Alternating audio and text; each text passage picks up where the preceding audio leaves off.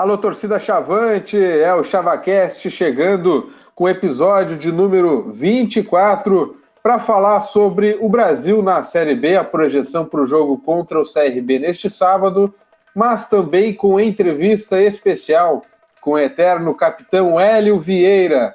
Eu sou o Pedro Henrique Krieger e não estou sozinho, como sempre, vocês sabem, comigo, Leon Sanguiné. Bem-vindo, Leon. Olá, pessoal. Bom dia, boa tarde, boa noite. É isso aí. Nervosos para o sábado. Também conosco, Lucas Maffei. Fala, gurizada. Vamos socar eles, porque o CRB é filho e eu acabei de zicar a nossa socada. A Calopsita também participa aí do ChavaCast. E com a gente, Marcelo Barbosa, direto de Joinville, direto da ex-terra do nosso goleador da Série B. Fala, gurizada. Eu tô aqui meio que brigado com o Brasil, cara. Tô meio de mal não com o time, com o clube. Mas nada que uma vitória sábado a gente não volte às pazes. E falando numa vitória sábado, o Brasil recebe o CRB às 7 horas da noite no estádio Bento Freitas. O CRB também perdeu as duas. E é isso aí, gurizada. Temos que ganhar. Eu quero saber de vocês a projeção para o jogo de sábado. O que a gente pode esperar do Brasil? Já com Bruno Paulo no bid, né? Entrou nesta quarta-feira. E também, de repente, com Grampola. E o Marcelo Barbosa, que mora em Joinville, acho que pode falar um pouquinho melhor sobre o Grampola, o que a gente pode esperar. Barbosa, apesar da tua chateação aí com o clube, como é que tu projeta esse sábado? Cara, se Bruno Paulo e Grampola realmente tiverem condições... Bom, Bruno Paulo saiu no bid hoje já. E se o Grampola tiver condições, já é outro time, né? No ataque, pelo menos. A gente não vai ter centroavante improvisado. O Bruno Paulo vem de bons jogos. O Brapel foi bem. Na estreia lá também, contra o Bragantino, ele não jogou mal. Já seria um outro time, né? Mas ainda é uma incógnita, né, cara? No último jogo a gente não deu nenhum chute a gol. Estamos treinando há um mês, acho que até mais do que isso. E não conseguiu. Contra um Londrina com 5 reservas lá, a gente não conseguiu chutar uma bola no gol. Não tem muito como ficar otimista para sábado. A gente não sabe o que a gente vai encontrar pela frente. O CRB não começou bem também, perdeu as 2 partidas.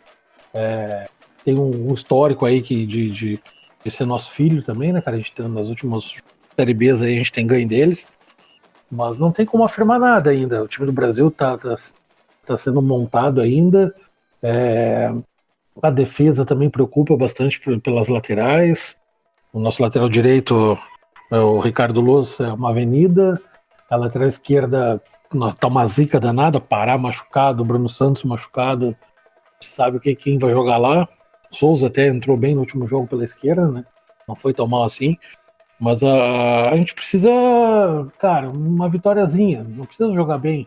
Vamos ganhar ali de 1-0 para dar um novo ânimo. Mas o Grampola, cara, o Grampola é um bom nome, cara. Eu já vim acompanhando ele desde a época do Bragantino. E aqui no Joinville, eu fui a alguns jogos do Joinville e vi ele jogando, cara. Teve jogo que ele fez 4, 5 gols numa partida só. E que já era a última partida do campeonato, uma Série C. Passado, retrasado, algo assim. Mas ele muita gente tá comparando ele ao Lincoln, né? Um centroavante do estilo do Lincoln, mas não é. Ele é um pouco mais rápido, tem mais habilidade também. E a única comparação é que os dois são camisas 9 e são canhotos. Mas eu tô bem otimista com ele no time.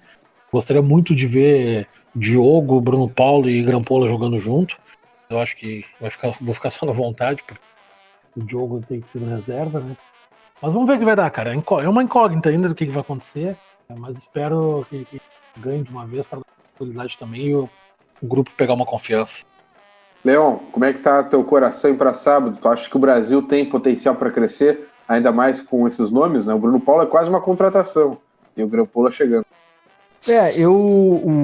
Eu acho que o Bruno Paulo certamente vai jogar e eu acho que o Grampola vai jogar também, porque eu acho que a documentação já foi enviada, já que o Bruno Paulo entrou hoje, eu imagino que o Grampola entre no bid entre amanhã e sexta e esteja disponível para o jogo, e pelo que eu vi na entrevista ele está pronto, né? Ele estava treinando mesmo. Separado, não estava parado exatamente. Ele vem para jogar. E eu acho que a boa notícia, além claro, da contratação do Grampola e da renovação do Paulo, é o fato do Rogério ter tirado o Ricardo Luz no meio do jogo contra o Londrina, né? O Ricardo Luz, que está sendo improvisado como jogador de futebol no Brasil, eu acho que o Ednei deve começar o jogo contra o CRB, e isso já é um acréscimo de qualidade imensa para o Brasil, na verdade. Eu acho que se eu jogasse aqui, talvez já fosse um acréscimo de qualidade. Ou não, mas eu não estarei eu tô um pouco otimista, na verdade, para esse jogo. Não quero zicar que nem o Lucas fez, não cometeria o mesmo erro que ele fez, mas eu acho que o Brasil tem uma chance de vencer esse jogo. Sim, o CRB é nosso filho, né? Vencemos quase todos os jogos contra ele, só empatamos uma lá, também porque estava numa nhaca naquele momento. Então eu acho que o Brasil tem chances de vencer. Como o Marcelo falou, né? Não precisa dar espetáculo nesse primeiro jogo, o Brasil precisa vencer, porque os adversários diretos, eles não estão vencendo até, mas eles estão pontuando. O Criciúma empatou fora, o São Bento empatou fora, e o Brasil segue sem um ponto. Acho importante que o Brasil vença esse jogo, levando em consideração que já é no início do campeonato, mas é um confronto direto contra o rebaixamento desde já. Não estarei na Baixada sábado, infelizmente. Tenho uma boa esperança aí do que acontecer, embora a gente saiba que a esperança é a pior coisa que existe. Lucas Maffei não vai estar no Bento Freitas sábado? Não quero saber de outra coisa. Ricardo Luz, será que os caras vão explorar o lado dele aí nesse jogo? Hoje, ouvindo a entrevista do Rogério, né, foi sensacional a colocação da pergunta do Ricardo Luz pro Rogério. Perguntar pro Rogério até quando ele ia improvisar o Ricardo Luz no time. Muito boa. O Ricardo Luz, o Leão ainda tinha esperança dele ser o novo Ciola, né? Mas não tem condições. Quê? Eu não tinha a menor esperança que isso fosse acontecer. Não, tu tinha esperança. Vá que ele seja o novo Ciola. Jamais. Não. Não, vamos resgatar os áudios, né? Palavras na minha boca, Lucas Maffei. Vamos resgatar os áudios. Fake news. Enfim. O Ricardo Luz é muito fraco, não tem condições de manter ele no time. Vão jogar com a menos, então, que aí talvez o pessoal se redobre na atenção e seja melhor do que jogar com o Ricardo Luz, porque as nossas duas derrotas passam pelo Ricardo Luz. Então não dá para manter o cara assim, até porque, além dele ser ruim, infelizmente ele é ruim, é preciso admitir isso, o psicológico do cara vai abalando até que daqui a pouco não tem condições mesmo de aproveitar nem para alguma emergência ou algo do tipo. Então eu espero que o Ednei esteja recuperado da pancada na cabeça que ele sofreu, recuperado fisicamente, que ele coma café da manhã bem, se alimente bem, almoce bem e seja titular. O Ricardo Luz não tem condições. Mas agora o Barbosa falou que ele tá chateado. Deixar uma palhinha pro pessoal aí, né? Porque parece que o nosso capitão também tá meio chateado com o atual Brasil que ele enxerga. Então fiquem atentos na entrevista. Bem observado. Logo após aqui esse debate, que já vai terminar, a gente vai passar a entrevista com o Hélio Vieira, o eterno capitão da Baixada, que falou sobre vários assuntos, relembrou momentos dele como jogador, como treinador, e também opinou um pouco sobre o Brasil de hoje, né? Como é que ele enxerga. É uma entrevista muito interessante, com histórias aí que talvez para muitos, para mim foi, né? Inéditas, né? Coisas inéditas ele contou para nós aí sobre clássicos, enfim, sobre a trajetória dele no Brasil. Para não enrolar muito, eu já vou passar para falar um pouco do CRB e do Brasil agora sábado. Eu me agarro na esperança, e como o Leão disse, a esperança é a pior coisa que existe. Eu me agarro na esperança de que o Brasil... Ele falou isso mesmo? Falou agora. E... Pô, tô pegando no pé, hein? Ah. Eu honro com a minha palavra. O que eu falei, eu digo que eu falei. Tá no áudio. Eu me agarro nessa esperança de que assim, ó, o Brasil, apesar dos pesares e da nhaca financeira aí, pelo menos é o que a gente tem de informação. O Brasil conseguiu um Grampola, né? Conseguiu um Jatobá que promete muito, vamos ver se vai cumprir. E aí, sei lá, tem os caras ali, né? Que a gente também lamentou um pouco a contratação, mas são jogadores que eu acho que vem mais para somar do que para atrapalhar. E o Rogério trabalha muito com o grupo, né? Grupo, futebol coletivo. Enfim, eu me agarro nisso, que o Brasil vai ter um outro time, tá preparando quase um novo time aí dentro desses jogadores novos.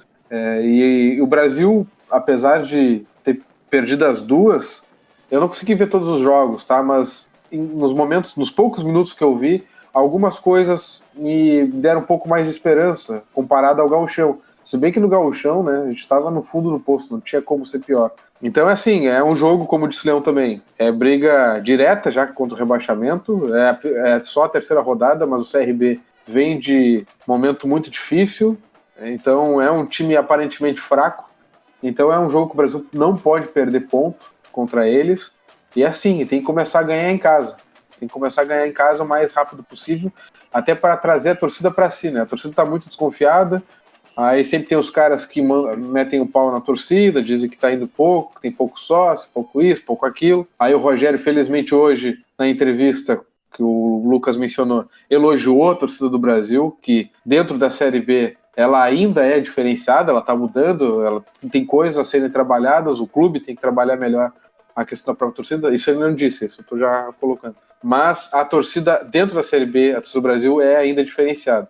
Então o Brasil tem que vencer também para trazer ela mais para perto. Pessoal, não sei se vocês querem acrescentar mais alguma coisa em relação à próxima rodada. Acrescentar que no dia 26 de abril, ao 12h32, Leon Sanguiné escreveu: acho que o Ricardo Luz vai ser o novo Ciola. Fake news. Eu fui hackeado. Todo mundo sabe. Fui hackeado. Querendo provas, eu tenho prints, tá? Obrigado. Eu estive sem celular por muito tempo. E o Lucas tem agentes infiltrados nesse meu celular novo que eu sei. Gostaria de deixar essa denúncia aqui. E falando no WhatsApp, aí que o Leão disse que estava hackeado, né? A gente tem o nosso WhatsApp para o torcedor mandar seu áudio, mandar sua sugestão, sua crítica, seu xingamento, sua corneta, mandar o que quiser. É o 53 984 56 0583. A gente tem que publicar mais vezes nas nossas redes sociais, mas esse é o telefone para vocês entrarem em contato, mandar o que quiser. A gente teve um episódio muito bom, a gente colocou vários áudios da torcida, foi excelente. Né? Não, o que quiser também não, né? A gente vai filtrar, mas mande que depois a gente filtra, né? Daqui a pouco vai ter gente anunciando cavalo.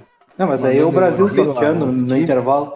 É verdade. Não, mas o Brasil, vai o cara mandar bobagem, mandar um abraço pro cachorro. Quer seriedade. Que isso, mas se o cachorro for chavante. É o carinho com a audiência. Não, é brincadeira. Mas, pessoal, querem acrescentar mais alguma coisa aí? Fiquem à vontade, senão eu já vou chamar o Hélio, hein? Alguma coisa de útil, por favor. Pode chamar o Hélio por mim. Não, só pra dizer que Jatobá e Grampola já deu certo em novela da Globo nos anos 90. Vamos ver se agora dá certo no campo também. Olha aí. Novela da Globo dos anos 90, o Barbosa entregando a idade dele, né? De graça, assim. Os velhacos que nem eu vão lembrar disso. Jatobá era um cego e Grampola era uma ruivinha numa novela qualquer aí. Porra! As esperanças só diminuem. Aliás, o apelido de Grampola dele deve ter vindo dessa novela, inclusive, né? Pô, vamos pesquisar, hein? Vamos pesquisar aí. Pergunta quando a gente entrevistar o Grampola. O Bonassa não perguntou isso na coletiva. Que decepção. Ó, então vamos chamar o eterno capitão Hélio Vieira. Você aí que está ouvindo e tem um nome que começa com pá, melhor sair do episódio para evitar qualquer tipo de constrangimento ou hematomas, tá? Para evitar já esse problema aí.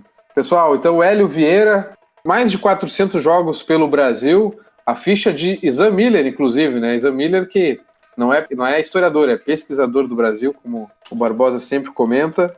Hélio Vieira, nascido no dia 13 de setembro de 63, jogou no Brasil 411 jogos, 24 gols, formado nas categorias de base do Brasil e com 1,76 m fez muito gols de cabeça, inclusive ele fala sobre isso na entrevista, muito legal, ele vem com dados aí características dele enquanto jogador, né? O cara é realmente muito inteligente e falou várias histórias que vocês vão se amarrar. Vão gostar muito de ouvir aí do nosso capitão. Hélio Vieira. Inicialmente é um grande prazer, eu tô até nervoso aqui de conversar contigo, né? Menos, não precisa ficar tão nervoso assim. Tu que és um ídolo nosso. E a gente preparou umas perguntas aqui, a gente puxou toda a tua ficha com o Isan Miller, que é um grande pesquisador do Brasil, e a gente notou que tu tens 411 jogos com a camisa do Brasil, 24 gols, e eu quero perguntar sobre o teu início, né, na base do Brasil. Tu achas que levou um pouco mais de tempo para tu entrar pro time principal? Porque eu conversando com as pessoas que viram toda a tua carreira acontecer, algumas me disseram que até de volante tu chegou a jogar, não sei se no profissional já, ou se nos juniores, mas como é que foi essa transição pro profissional, Hélio? Olha, eu acho que eu joguei rápido demais, porque eu com 16 anos já tinha jogado, né, no profissional. Eu estreiei num jogo Brasil e Seleção Gaúcha de Júniors. Esse jogo talvez não tenha nem os registros aí. Foi aqui na Baixada, nós ganhamos de 4-0 da Seleção Gaúcha de Júniors, foi a minha primeira partida no profissional. E a transição para mim, tudo para mim sempre foi tão natural assim, sempre foi. Até a transição também de jogador para técnico. Jogava no profissional com a mesma personalidade que eu jogava no infanto juvenil, no juvenil na época que não era júnior, né? Sim. Então, tranquilo, assim. Eu não era muito assustado assim para jogar. Nesse teu primeiro jogo, vamos ver se a gente acerta. A zaga ali, era tu, o Tino, e tinha Rodrigueiro e João Batista. Isso mesmo, foi meu primeiro jogo com profissional. 26 de novembro de 80. E, Hélio, o Brasil está retomando agora, né, as categorias de base, e muita gente usa como exemplo do sucesso das categorias de base, a importância, no caso do Brasil, a dupla formada por ti e pelo Silva, né? Como é que tu está enxergando esse trabalho do Brasil de retomada das categorias de base, tu que passou por todo esse processo aí do clube? Olha, eu acho que isso é fundamental, né, para qualquer equipe de futebol ter uma categoria de base, não, né? Todas as categorias de base. Fazer com que o jogador comece no clube e passe por todas as categorias e chegue ao profissional. O Brasil sempre foi um clube formador de jogadores.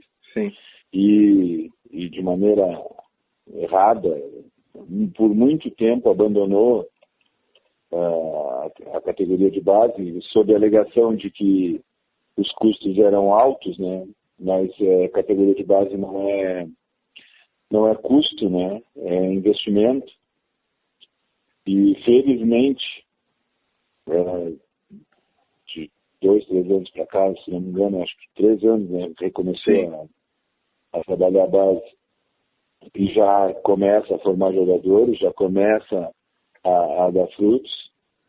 Não em relação ao que vinha sendo feito e bem feito, né? Não entendi a saída do Cacau e do Patinho, né? Uhum. Porque no começo de trabalho já conseguiram um título. Acho que houve um erro gigantesco, porque se tira 2 pessoas com raízes do clube, que conhecem o clube, que são, além de competentes, são pessoas assim da melhor qualidade.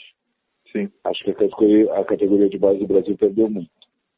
Mas segue o trabalho, né? Eu acho que o mais importante é que continue se dando condição e apostando que o que recém está começando, porque um trabalho de 3 anos é um trabalho muito, ainda com um período, um espaço de tempo pequeno ainda para que se tenha mais frutos, mas já demonstrando que é por aí, né? Tomara que não se arrependam, né? De retomar o caminho certo de formação de atletas. Um grupo de jogadores deve ter no mínimo 7, 8 jogadores da base, enchendo esse grupo, né? Participando do grupo. Sim. E eu acho que daqui a algum tempo o Brasil já vai ter condição de fazer isso.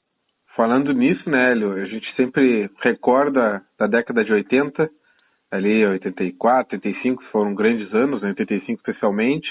O Brasil tinha vários formados na base, entre eles tu, né? Tinha o Bira, tinha uma galera. Quando eu subi, Sim. subimos 11. Olha aí. 11. E desses 11, 6, 7 participavam efetivamente, assim, ou jogando, ou no banco e entrando, né, bastante vezes, assim, sendo jogadores úteis, né? Sim. E é por aí, eu acho que o Brasil mesmo, o Brasil pode seguir um modelo que o Brasil já utilizou algum tempo atrás, né? O Brasil tinha na figura do seu Gilmar, do Maneca Giampaoli, do Azocar, que começou na base também, né, um departamento amador estanque, com administração própria, que gerava recursos e que fazia formava jogadores. Né? Sim. Depois, um pouquinho mais tarde, o Eloy também trabalhou com base e junto com o seu Gilmar também fizeram campanhas muito boas e revelaram vários atletas. Eu acho que o Brasil precisa firmar essa ideia, né?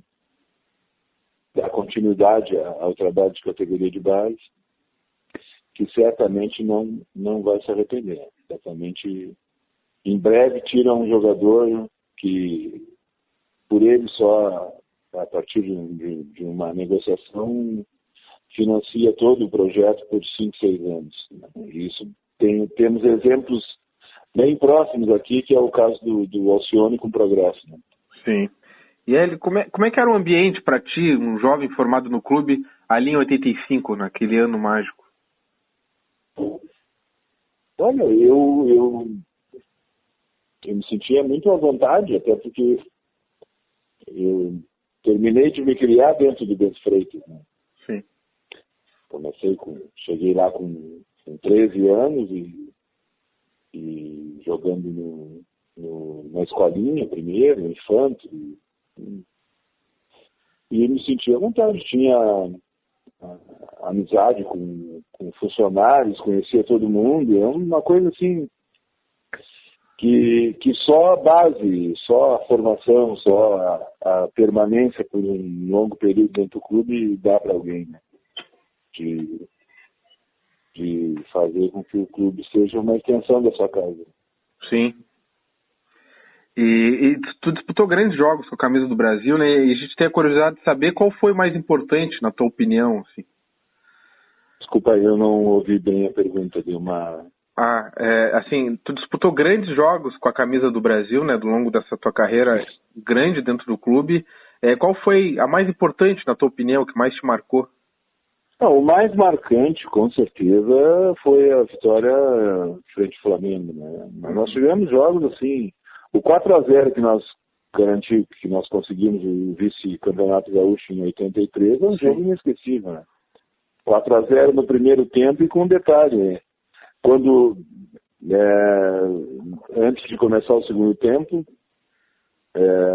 jogadores do Grêmio falando conosco, pedindo para a gente, né, puxar o freio de mão, dar uma segurada, porque já estava bom, né? Pedindo para a gente dar uma segurada.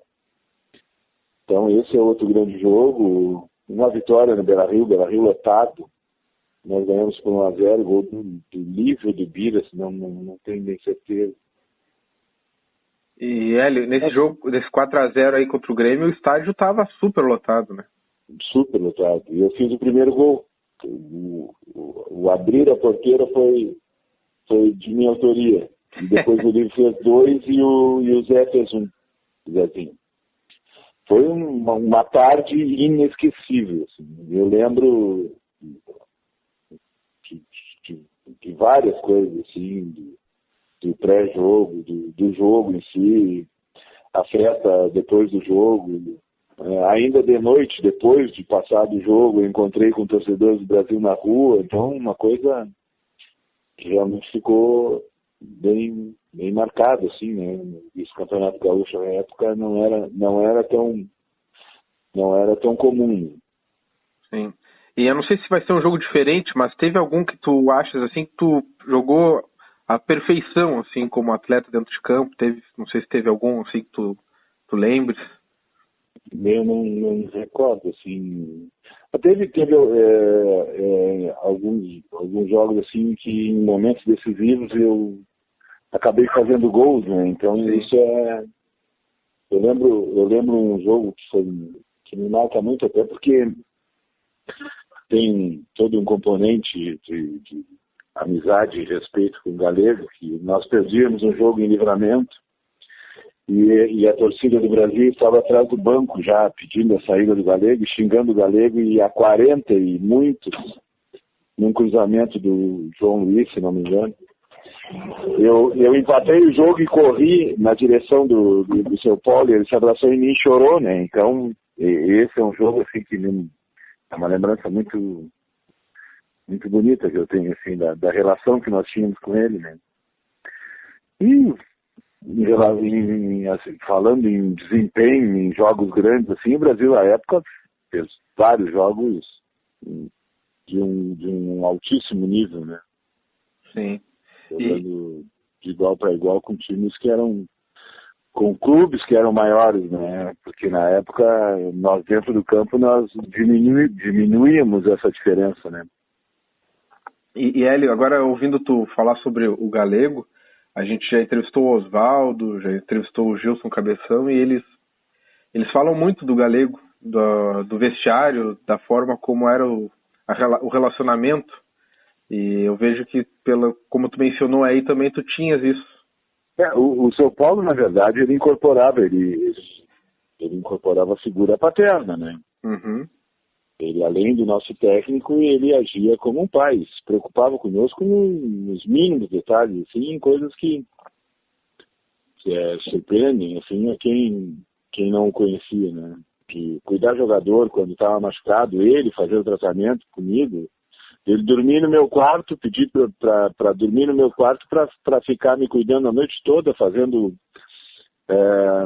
bota de antiflogestine, que era meio que um remédio mágico na época para tirar inchaço. E o São Paulo era fenomenal. Dava injeção. Ele era fora de série. Hélio, e não dá para deixar de mencionar também a rivalidade Brapel, né? Que é um componente incrível e tu disputou vários, né? Um dos jogos mais inesquecíveis de toda a minha vida é o Brapel, né? O Brapel da briga, aquele que deu aquela confusão e que nós ganhamos no final com o gol do Gilson. Sim. Esse é o Brapel. Para a torcida do Brasil, é claro que a gente tem que entender que certamente para o torcedor do Pelotas não é o maior clássico da história, né? Mas para o torcedor do Brasil, todos que falam e mencionam assim histórias de Brapel tratam este como o maior Brapel da história, que foi 1-0 aquele no final de jogo, o jogo que deu a confusão, e pós-confusão nós ganhamos o jogo, né? Foi expulso na confusão, Hélio? Eu fui expulso, injustamente. Hélio, e me contaram que foi... Olha, não sei se eu tô mentindo, tá? Eu tinha 1 ano aí nesse ano. Me contaram que foi um dos socos mais bonitos da história. Não sei se é verdade. Eu ganhei uma coluna... Só para te dizer assim, eu ganhei uma coluna do falecido Aldir Garcia Chile. Olha aí. Uma coluna do Diário Popular. Se procurares, tu vai achar. E o pior, assim, foi tudo pensado, armado, foi tudo combinado. A coisa estava, assim, pré-determinada. Se nós não estivéssemos ganhando, ia acontecer a briga. Que história fantástica. Não, a história, assim, a história é... Eu tenho que fazer um relato, assim, de 10 minutos para te entender o porquê que nós chegamos. Olha, nós fizemos uma reunião. Eu tô com nós tempo. Fizemos uma reunião no vestiário, definindo assim, olha aqui, se nós não estivermos ganhando, nós vamos... Eu vou te contar assim, rapidinho. Tá.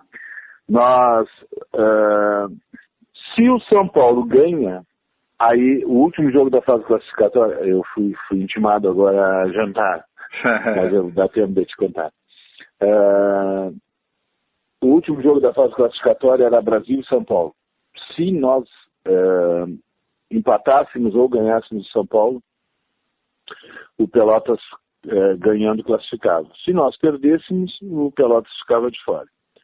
Bom, resumo, o São Paulo chamou a nós jogadores e perguntou, a situação é essa, o que vocês querem fazer? Eu digo, eu quero jogar. E aí veio todo mundo e, não, eu quero jogar, vamos pro estouro, vamos, azar, se classificar o Pelotas, azar. E aí nós empatamos o jogo, nós ganhávamos 2-0 e o Urbano Knost deu uma... Não, Ingor Kronbauer deu uma ajeitada e o São Paulo empatou 2-2. Mas mesmo assim classificou o Pelotas. A torcida do Brasil ficou furiosa conosco. Sim. Muito bravo. Bom, primeiro jogo do quadrangular final, Brapel na Boca do Lobo. A gente saiu ganhando 1-0 com o gol do Gilson Cabeção, que ele fez gol em todos os clássicos que jogou, né? Isso é estatístico, né? E histórico. Em todos os jogos todos os Brapéis ele fez gol, né? Aí o Cabeça naquele jogo, nós saímos ganhando 1-0 e o Pelotas virou 2-1. E o Gilson e o Dido, eles estavam jogando com efeito suspensivo por causa de uma briga lá em Santa Cruz que teve, que o Marcília empurrou o Galego e a gente juntou o Marcília e o Bandeira, mas assim, ó, amontoamos eles.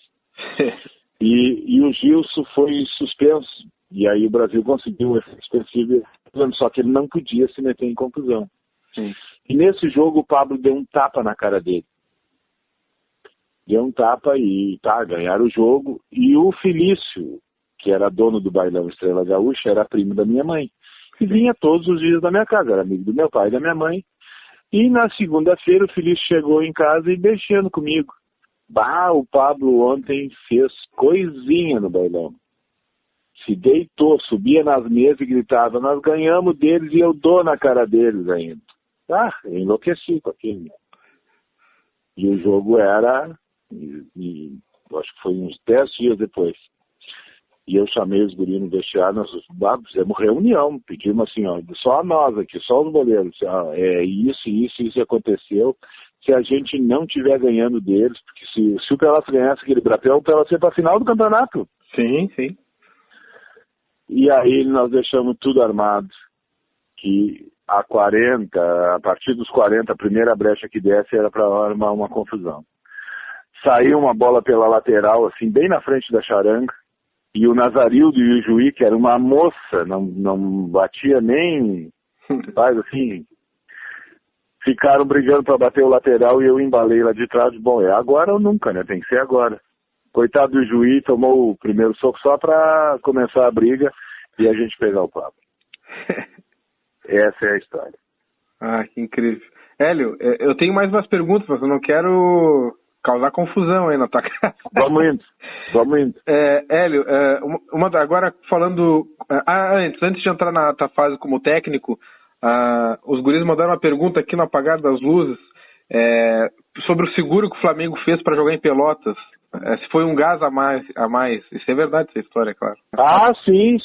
Não, mas o que nos motivou muito pro jogo aqui foi o jeito que nós perdemos lá, porque o Emílio Marques de Mesquita arrumou um pênalti. O Bebeto cruzou a bola e eu dei um carrinho, a bola ficou presa nas minhas costas. Não bateu nem na minha mão. Sim. E na época tinha a interpretação de mão na bola e bola na mão. Nem bola na mão foi. E aí a gente se empilhou por causa do jeito que nós perdemos, nós jogamos muito no Maracanã, fizemos um jogo, aqui foi 1-0 pro Flamengo, mas um jogo que nós merecíamos, no mínimo, ter empatado. Sim. E a gente já estava muito pilhado pro jogo, né? Para esse jogo. E o seguro do Zico, aí quando a gente soube, também, né? Marreca, né? Aí o Nego Dora tomou conta do Zico, tranquilo. e dos 411 jogos foram 24 gols e muito de cabeça, né? Mas tu não é um cara alto, né? Era muito treino, como é que era? Não. Hoje, eu vou te dar assim, hoje, um teste de impulsão vertical é considerado bom entre 45, 48, assim já é bom, né? Uhum. Eu tinha 66. Nossa. Então, essa era a diferença. E outra, né? Não era só a impulsão, era o tempo de bola, né? Uhum. Eu te digo assim, ó, em toda a minha carreira eu não lembro de ter perdido duas ou três primeiras bolas. Esse balão de goleiro, não tinha. Podia ser o tamanho que tivesse sempre, e outra, né? Sempre o melhor cabeçador, o mais alto, sempre era eu que marcava. Uhum. E nós passávamos um ano todo sem tomar gol de cabeça. Eu e Negão, assim, ó, os caras podiam nos driblar, nos deitar, mas e fazer gol. Agora, por cima, era difícil de fazer. E Hélio, como técnico já, né, pra variar, tu tem muita história no Brasil, né, e foi em 98, o Brasil eliminou o Grêmio no Olímpico, todo dopado, aquela coisa toda, né, como é que foi aquele momento, desde a declaração do Lazzaroni até a redenção do jogo da volta, como é que foi tudo aquilo? Aquele é um outro momento histórico dentro dessa vida do Brasil, né. A partir da declaração aqui, do empate que nós tivemos e da insinuação do Lazzaroni, porque na verdade aquele jogo nós jogamos bem melhor que o Grêmio, né? Uhum. E o empate já foi um resultado que não refletia assim, o que tinha sido o jogo.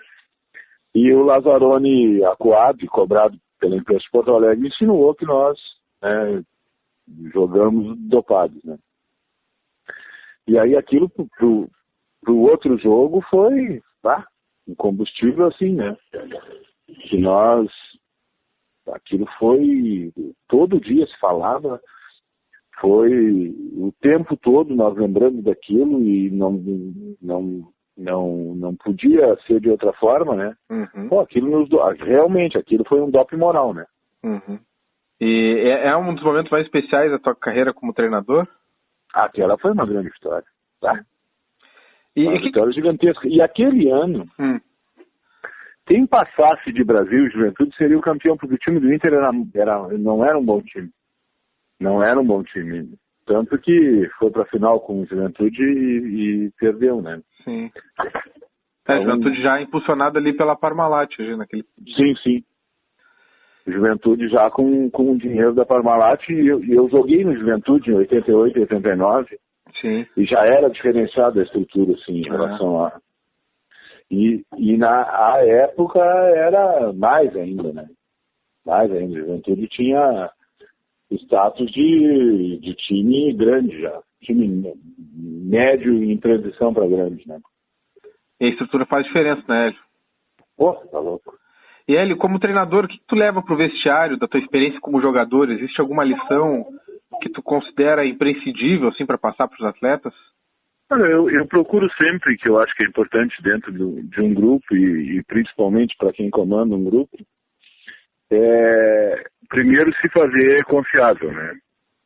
Primeiro as pessoas que tu comanda acreditarem em ti e tu mostrares no dia a dia assim, com ações assim que realmente o discurso ele não é diferente da ação, né?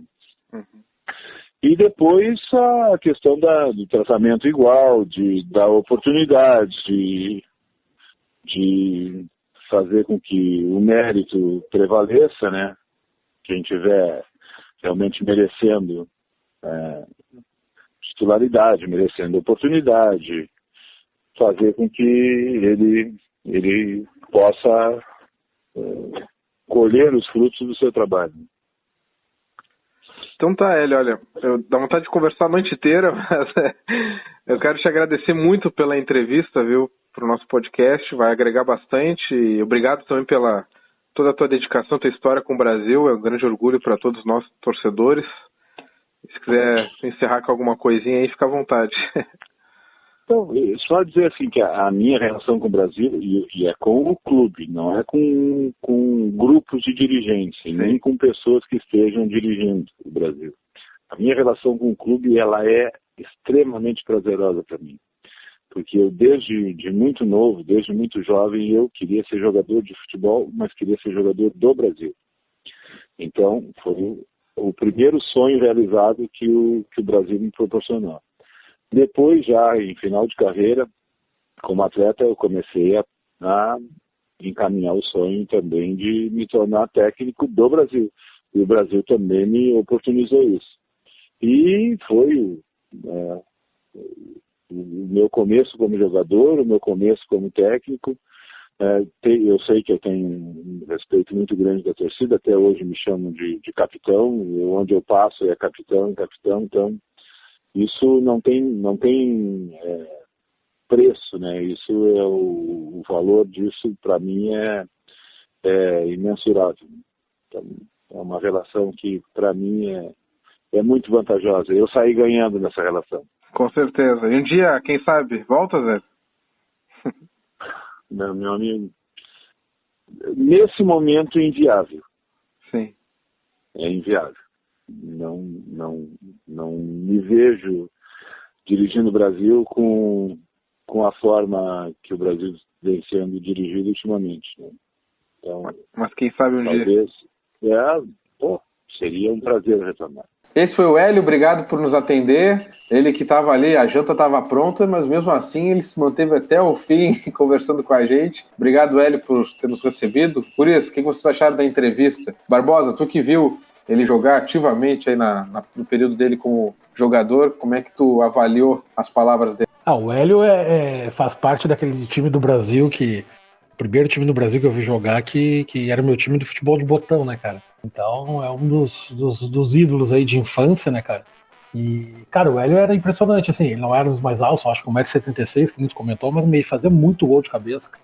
Tinha uma impulsão, até na entrevista aí ele falou os dados dele, de quanto ele subia e tal, era impressionante. Cara, e como chegava firme e batia, cara. Naquela época não tinha tanta frescura pra marcar uma falta, ele arrepiava os caras. Chegava firme, olhar o VT do jogo com o Flamengo, ele dava no meio dos caras, mas direto, cara, direto. E é um baita cara, bicho, uma baita história no Brasil, mais de 400 jogos, foi treinador, cara, poucos clubes têm um jogador com histórico como o dele, cara. Muito legal a entrevista, gostei bastante. E espero em breve a gente poder trazer mais gente aí também. Leon? Não, eu acho muito interessante isso porque hoje, por exemplo, subiu e ótimo que isso aconteça, né? Subiu pro profissional da base que ele não é daqui, é de Passo Fundo, acho daqui. E eu acho muito interessante isso do LC de Pelotas. Fala entre Pelotas. E eu acho que o Brasil poderia resgatar um pouco disso. Assim. Acho que até é a ideia de fazer isso mais um pouco na base depois do ano passado para cá, pelo que eu sei, a ideia do Brasil é buscar mais os meninos da região. Eu acho interessante isso, né? Sempre ter o jogador no time que é da cidade, que representa a massa chavante, que é torcedor, como foi o Cirilo, né? Agora mais recentemente. E isso que eu achei isso é o que eu acho mais interessante assim do Hélio. Ele nasceu pro futebol naquele time de 85, mas ele já via o Brasil antes, né? Eu acho muito interessante. É interessante de ouvir ele falar. O Hélio comentou que o sonho dele era ser jogador de futebol para poder ser jogador do Brasil, né, cara? Isso é uma baita frase, cara. Aí tu vê qual era o sentimento realmente do cara vestindo a camisa do Brasil. E essa entrevista foi uma das mais aguardadas aí pelo Maffei, né? Tava sempre aí pedindo e tal, acho que foi muito bom ouvir. O Hélio é um cara gigante na história do Brasil, né? Impressionante. Tu vê, o Hélio jogou no que para muitos é o maior time da história do Brasil, e em conquista talvez seja mesmo o maior, e tecnicamente talvez seja o maior. E o Hélio, então, nesse time, para muitos, ele formou a maior dupla de zaga junto com o Silva no Brasil. E aí, para deixar assim só mais um pouquinho de história no Brasil, né? Ele foi lá e deu soco no Pablo, no Brapel, e nós ganhamos o Brapel. Aí tu vai um pouquinho mais adiante, ele calou o Lazzaroni lá no Olímpico como treinador e nós eliminamos o Grêmio. Então, sei lá, o cara é gigante, e até às vezes eu acho que falta um pouco de valorização pro Hélio, assim, quando até eu faço essa meia-culpa, assim, de citar os grandes ídolos, até meus mesmo, mas é que eu não vi ele jogar, né, mas como treinador, essa memória de eu pequeno lá e o Brasil eliminando o Grêmio no Olímpico, de citar o Hélio como um dos grandes ídolos do Brasil. O cara é criado em Pelotas, dentro do Bento Freitas, então isso é sensacional. Essa entrevista com ele estava aí pipocando há horas, e por falta de tempo nossa, né, também muitas vezes não tinha conseguido fazer antes, mas veio em boa hora. Espero que que alguém do Brasil lá dentro ouça e bote essa energia do Hélio para dentro do campo lá e a gente consiga sair dessa fase ruim. Exatamente, Lucas. Eu também penso nisso, né? É claro que a gente tem uma audiência já que sempre nos escuta, né? Mesmo depois das derrotas, tem ali aquele número ali que a gente já sabe que vai ouvir. E a gente não conhece todo mundo, então são números que aparecem para nós, né? Mas é importante, eu acho, esse tipo de resgate, porque, por exemplo, a gente está vivendo um momento de agonia, uma incógnita, um ano que não tem sido nada bom. E aí ouvir as palavras dele, a forma como o time do Brasil encarava, como ele encarava a camisa do Brasil, dá um ânimo, né? A gente tem mais vontade de ir para o estádio, tipo, vamos mudar isso, levanta mesmo a gente. E eu acho que os anos 90 do Brasil, pelas imagens que a gente tem, é muito isso, né? Altos e baixos, mas a torcida do Brasil sempre explodindo, com jogadores sempre muito identificados. Eu acho que a gente sempre tem que tentar isso, fazer o estádio sempre estar aquecido, cheio, barulhento, para que a gente consiga fazer com que os jogadores se identifiquem também com essa massa. A gente, como destacou o Leão, suba essa gurizada para o profissional e aos pouquinhos a gente retome essa característica de clube formador que o Hélio também citou na entrevista. Então é muito importante, né? A gente tem que ouvir essas pessoas, a gente tem que dar crédito para elas, né? Porque o que fizeram talvez nunca mais aconteça, né? O futebol mudou muito. Então a gente tem que valorizar esses ídolos, esses jogadores, essas pessoas que deram muito de si para o Brasil. Até falando em identidade, jogadores identificados com a torcida e tudo mais, até queria trazer esse debate para o finalzinho do episódio aí, nem estava nos planos, né? Mas uma das principais coisas que vem acontecendo com o Brasil 2 anos para cá é justamente essa falta de identidade. Chega final do ano, vai todo mundo embora, aí o Gauchão acaba, vai mais um, saem outros, e no fim a gente não tem ninguém ou não tem um time que se identifique dentro do campo. De 2012, 2013 até 2015, 2016 ali, muita gente ficava, muita gente já conhecia o ambiente e muita gente já sabia o que a torcida do Brasil esperava quando alguém estava dentro de campo. E agora, de 2 anos para cá, sente falta daquele Brasil guerreando por cada bola, daquele Brasil dividindo cada bola. O estádio também já não, por esses problemas do próprio Brasil, na minha opinião, se afastar da torcida um pouco também já não é o mesmo. E aí, no fim, isso vai refletindo cada vez mais na tabela do próprio Brasil, né? E isso vem dos erros de análises que a direção fez, né, cara? Muita gente saiu porque era a hora de sair, mas a gente repôs de forma muito errada. E aí, no meio do campeonato, via que estava errado, ia lá contratar mais 6, 7, e aí esses caras se iam embora, não pagavam eles. E aí chegou nesse momento que a gente está, né, do jeito que está o clube, com as contas bem complicadas, não podendo contratar mais gente aqui, como o Rogério gostaria agora, por conta dessa bagunça, né? E realmente, aí perdeu-se a identidade, muitos jogadores que estavam identificados com o clube, e não soube repor. Aí veio um Lincoln, um Rafinha, que mandaram bem, o Marcinho, que mandaram bem no campeonato, no final do ano foram embora. Esses caras, talvez, se pudessem continuar no Brasil para criar essa identidade e a gente manter uma base vencedora, né? Hoje a gente tem basicamente o Leandro Leite, que sobrou dessa gente toda, o Camilo, um pouco talvez, e o Leite tá sobrevivendo no time por conta dessa identificação com o clube, nada mais. Tecnicamente a gente tem visto que não tem dado mais, mas essa identidade que ele tem com o clube, o Rogério leva muito em consideração isso, que isso vale muito pro time, né? É uma boa lembrança, Mafê. Realmente isso faz diferença. É isso, gurizada. Querem destacar mais alguma coisa ou encerramos por aqui? Encerramos por aqui, vamos palpitar. Não!